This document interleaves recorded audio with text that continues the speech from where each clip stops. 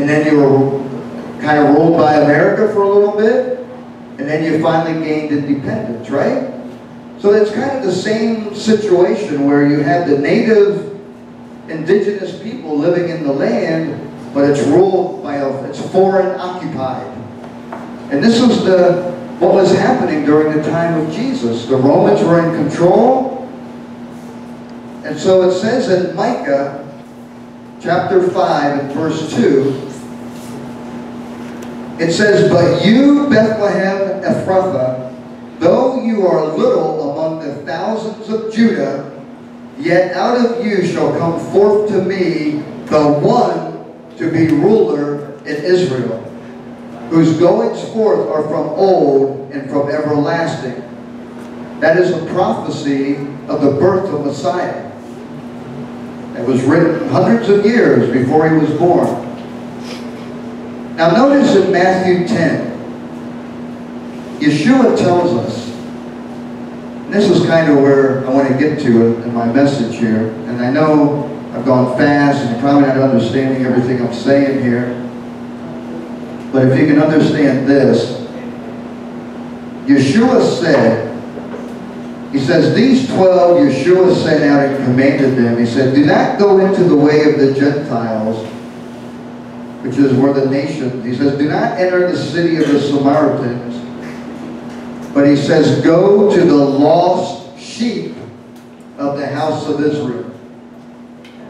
And as you go, preach, saying, the kingdom of heaven is at hand. Heal the sick, cleanse the lepers, raise the dead, cast out demons. Freely you have received, freely give. So Yeshua commanded his disciples to go to the lost sheep of Israel. And where were they? Scattered throughout the nations. So this is what I want you to understand. Here's a summary of the two houses. The house of Israel, the kingdom of Israel, and the kingdom of Judah. In the kingdom of Israel, it was called Israel. They are called the lost sheep.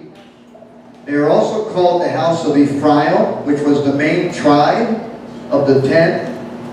Also called the house of Joseph, because it was Joseph's descendants, Ephraim and Manasseh, who made up the chief part of the kingdom of Israel. And they were scattered. And what happened when they were scattered? They lost the knowledge of Torah when they were scattered amongst the nations. And this is what I want you to understand, is that you could be part of the house of Israel and don't even know it. Your descendants could be part of the house of Israel, scattered among the nations, but you have lost the knowledge of Torah. The tribe or kingdom of Judah was also called the Jews, and they were the keepers of the oracles of God, the Torah. God gave them a specific assignment, a divine assignment, to keep this Torah scroll. You see this scroll here? In the ancient days, they would write the Torah on these goat skins, and they would roll them up into a roll. They were also very persecuted throughout land, right? We have the Holocaust. But they resettled the land in 1948. And when they resettled the land, they did not take the name Judah. They took the name Israel. Because Herschel, the founder who brought them back, was wise enough to know that there would be a regathering of all the tribes, and there would be one kingdom called the Kingdom of Israel. There would no longer be a division. So in Romans 11, verse 1, it says, Paul tells us, he says, has God cast away his people? And he says, certainly not, for I am also an Israelite, the seed of Abraham, of the tribe of Benjamin, which was in Judah. So Paul tells us that he is an Israelite of the seed of Abraham, of the tribe of Benjamin, which was at the time dwelt in Judah. So he tells them that they stumbled. He says, had they stumbled that they should fall? And he says, certainly not. He says their fall was to provoke them to jealousy because salvation, my Yeshua, has come to the nations, the Gentiles. Remember Paul was sent out to the nations to preach the word of Messiah and to bring in people into the family? He says, for if their being cast away is the reconciling of the world. Do you get that? The Jews were cast away, the ones who did not accept Yeshua. The message went out to the nations for the reconciling of the whole world, because he wants to gather in his children from all nations of the earth, because they have been scattered amongst all nations of the earth. And Messiah wants to gather them all in. He tells us that the first fruit is holy, the lump is also holy. Alright, we're talking about being grafted in. Us believers who are in the nations, right? We're not of the tribe of Judah. We're not in the land. But we're in the nations and we're being called. Have we replaced Israel? Has the church replaced Israel? No. Is Messiah coming back to Rome? No. He says, for the first fruit is holy. Speaking of the Jews. He says, the first fruit is holy. The lump is also holy. And if the root is holy, so are the branches. But if some branches were broken off, and we, being a wild olive tree, are grafted in, we are partaker of the root, and we become part of that olive tree. Do you get it? Have you heard the analogy that when you graft in a branch to a tree, and you wrap it, and after a while, you can't tell which branch was grafted in. It becomes part of that tree. And you know what else it does? It forces the tree to produce sap and to produce fruit. And so when you take something wild and you graft it in, it re-stimulates that tree and makes it produce fruit. And that's what we're doing. We are stimulating our Jewish brethren to jealousy because we are keeping Torah, we're wearing talits, we're wearing kippahs, we're keeping the Shabbat, the holy days, and they can't figure out why. They don't know why we're doing it, why you're doing it. And so they are provoked to jealousy. And they're being stimulated. I had a friend one time, a Jewish friend, and he was Orthodox, not a believer in Yeshua, and we would keep lunch together. We would go to a park, to a little picnic. We'd go get Chinese food, and we'd come and we'd sit and we'd talk. His name is Avi. And I'd tell him that we were keeping the Shabbat and the holy days, and I would ask him, well, Avi, do you keep the holy days? Do you keep the feast? He goes, no, we do Tashlik on Rosh Hashanah, we keep Pesach, but that's about all. So I would tell him what we were doing. He goes, you almost make me want to read my Bible more. You keep the holidays more than I do. And so I was provoking this guy to jealousy. Even though I have Jewish blood, I wasn't raised Jewish, but I would have these contacts with these Jewish brethren, and I would provoke them to jealousy because I was doing things that was written in the book that they should have been doing, but they weren't doing. And so I would provoke these brethren of mine to jealousy. Oops. I don't know why I have this slide in here. Oh, Israel Today. This was a video. I don't think this was going to work, but let me see. I had a video I wanted to show you about what's going on in the land of Israel, and I don't think it's going to work because of my connection. I'm going to skip that. But I want to get back into this grafted in. You see this chart? All right. This is important. Write this down or draw it or take a picture. You can come up and take a picture if you want. We have to understand that there's spiritual Israel, and it consists of Jewish believers that accept Messiah, Israelite believers that accept Messiah, and Gentile believers who are non-Israelite, non-Jewish, who accept Messiah. 3 classifications of people. You're one of them. Each one of us fit into one of those categories, but we are all one family. We are all grafted in to spiritual Israel. Do you believe that? Amen.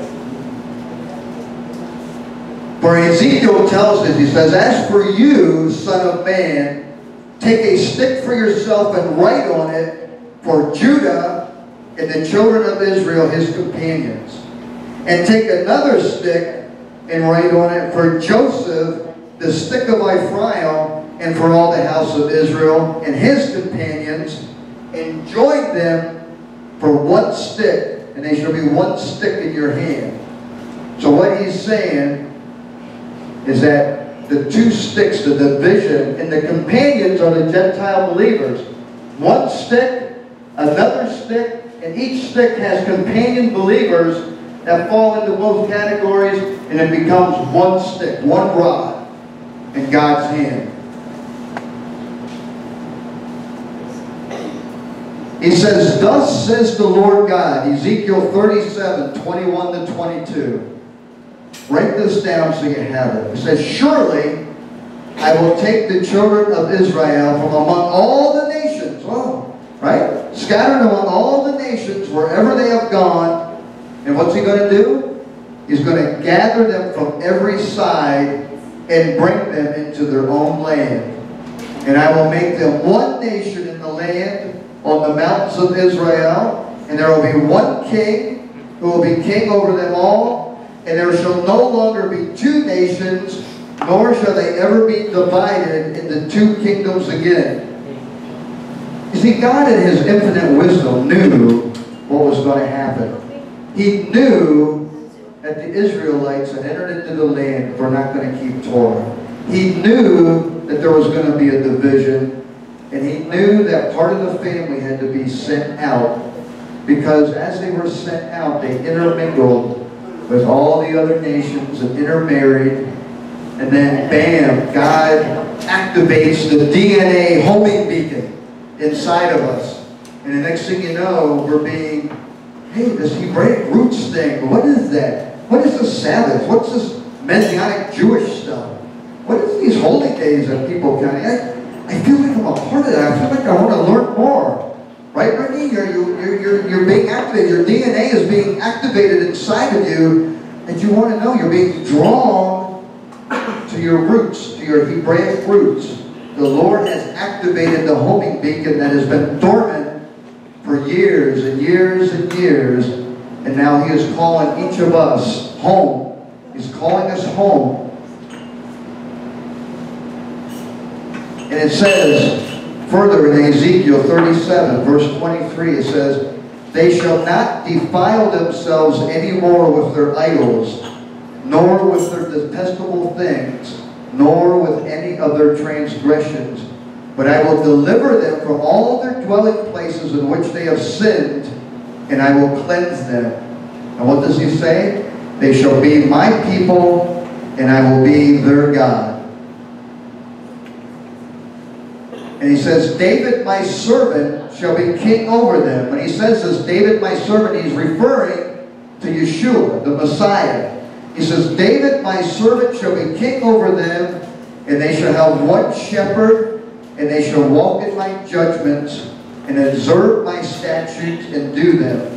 And they shall dwell in the land that I have given to Jacob my servant." Remember I started with Jacob? And Abraham and Isaac and Jacob, and they had the land that was promised to them. He says, "They shall dwell in the land that I gave to Jacob my servant, where your fathers dwelt, and they shall dwell there, and they should have children and children."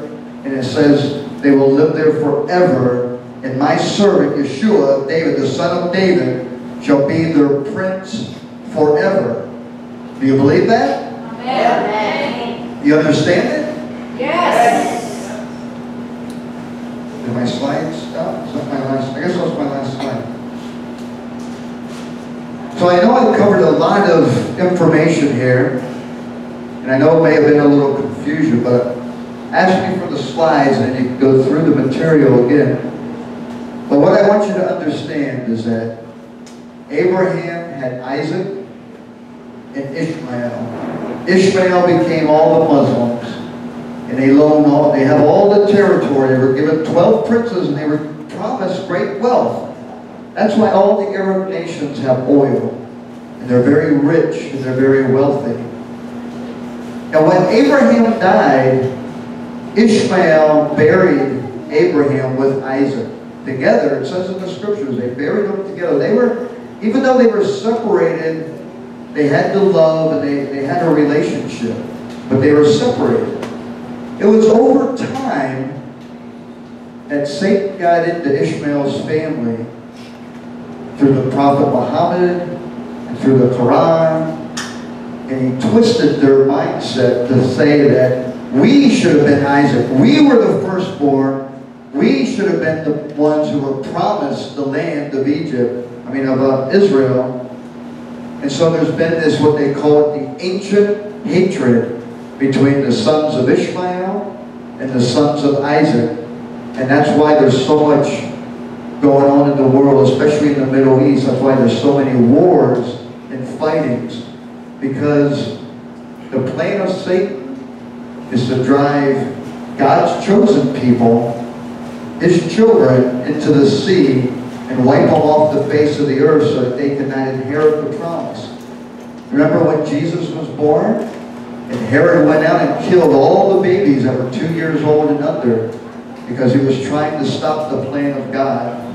And they fled into Egypt and they came back later.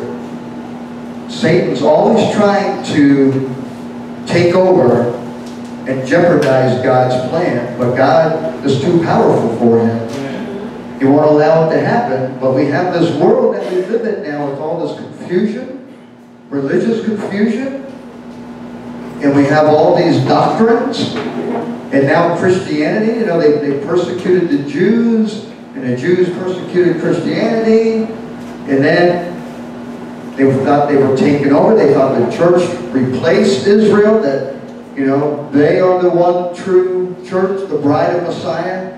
But yet God just told us in his word that he is going to gather all nations, bring them back into the land. They are all going to be keeping Torah, and they're going to have one shepherd over them, Messiah.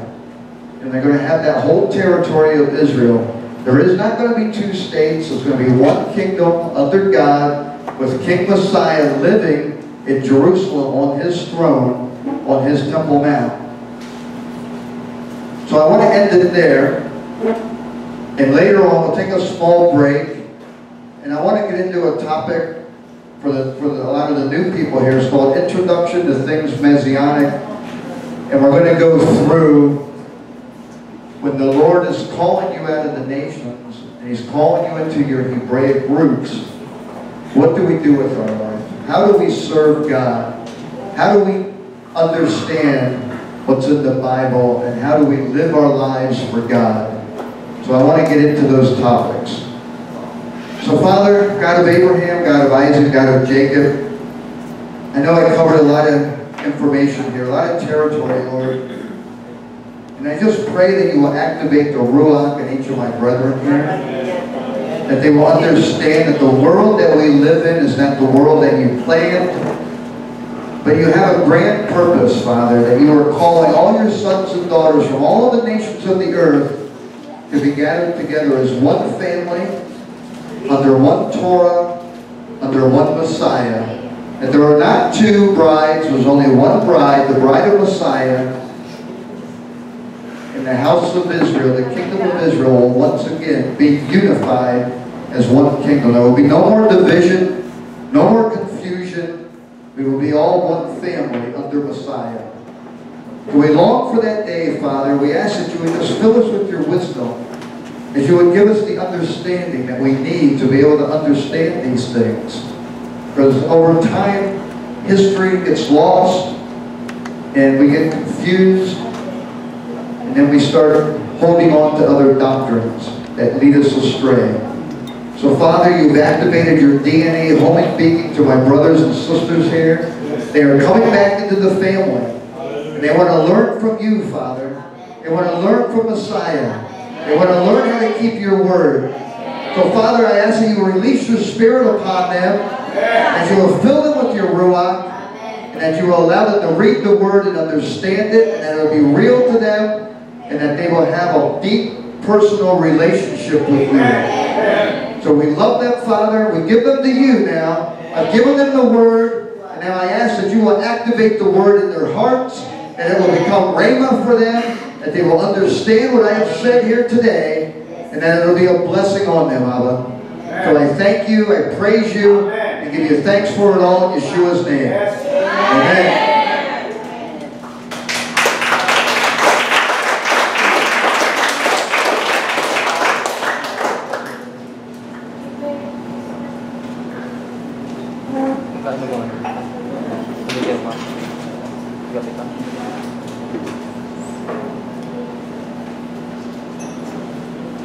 We'll just do a song to stretch our legs, and then we'll just break for refreshments. Come back in maybe 15 minutes, and I'll do another teaching. And then later tonight, we're going to have a dinner. Okay, all of you are invited for dinner. Okay? We're all going to have dinner together. And then we're going to end this Shabbat. And then we're going to have a movie night tonight. Okay, we're going to see Fiddler on the Roof. Has anyone ever seen Fiddler on the Roof? It's an old